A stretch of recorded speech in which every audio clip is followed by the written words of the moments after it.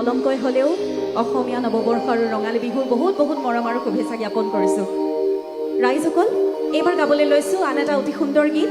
এই গীতটো ৰমেন দানৱদাই লিখিছিলে, সুৰ কৰিছিলে আৰু সংগীতেৰে সজাইছিলে পলাশ, আমাৰ মৰমৰ ভাইটি পলাশ গগৈ। পলাই কৰিছিলে আৰু এই গীতটি গাইছিলোঁ, হয়তো আপোনালোকে শুনিছে। গতিকে বিহুৰ বতৰ অকণমান কিন্তু সকলোৰে সহযোগ পালে আমাৰো ভাল লাগিব। ৰাইজসকল সাজুনে? অকণমান একদম ধন্যবাদ।